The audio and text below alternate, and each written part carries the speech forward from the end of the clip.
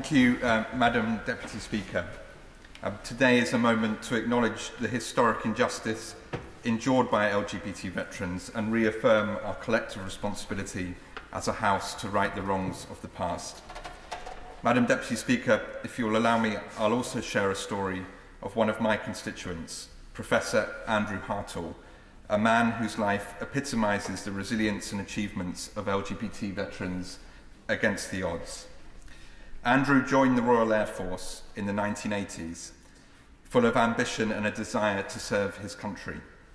His early years in uniform were marked by excellence. He rose swiftly through the ranks as a medical officer, participating in search and rescue missions and serving in the First Gulf War.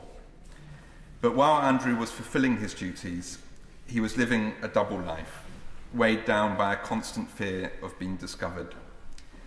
At a time when being openly gay in the armed forces was not just taboo, but illegal, Andrew faced an impossible conflict: to live authentically or to preserve the career he loved.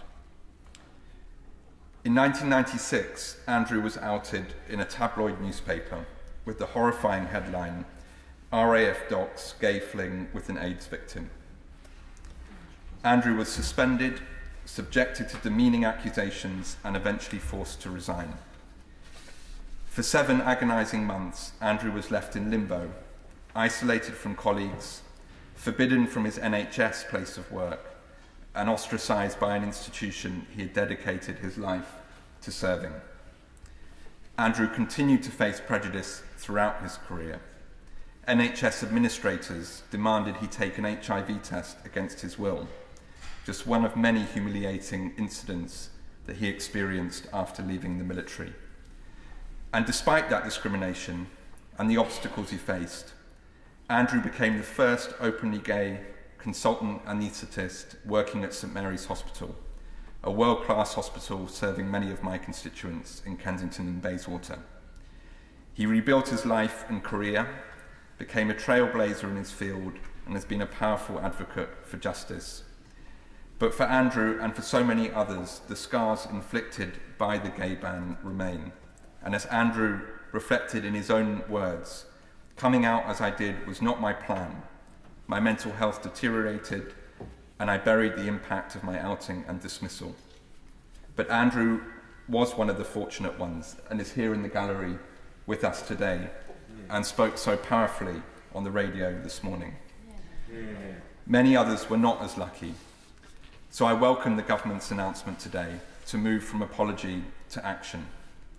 The apology given last year by the former Prime Minister, the Right Honourable Member for Richmond and Northallerton, was long overdue and was right. He was right to describe the ban on LGBT people serving in the military as an appalling failure of the British state, highlighting the abuse, harassment and discrimination that many suffered.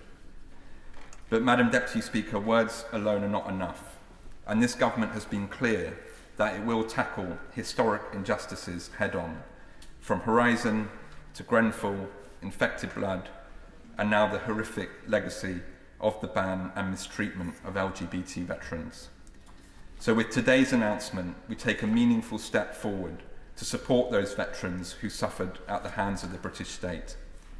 I welcome the scheme's focus on simplicity and speed of payment. That is vital for veterans who have waited decades for justice. And I also welcome the Secretary of State's clarification that these reparations will be ring-fenced, ensuring veterans will not lose access to tax or benefits as a result.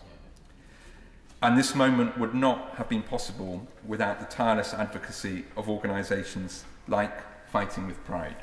So I thank them and others for your dedication in supporting LGBT veterans and for your crucial role in securing today's announcement. And of course to Lord Etherton for his review. Madam Deputy Speaker, Andrew's story reminds us of the immense personal cost of injustice. His courage, perseverance and achievement should inspire all of us. Andrew has waited 27 years, but some have waited as long as 50. And tragically, many veterans have died without ever seeing justice. So as we approach January 12th, the 25th anniversary of the lifting of the ban, we must also focus now on the task ahead of us, to locate and support all eligible veterans to come forward and ensure no one is left behind. And I hope the Veterans Minister can provide further detail on that strategy in his closing. We must honour those who served in silence, who lived in fear, and who were ostracised simply for being themselves and loving who they loved. This is not merely an act of kindness, it's a moral obligation, and I am proud that this government is resolute in its determination to deliver it.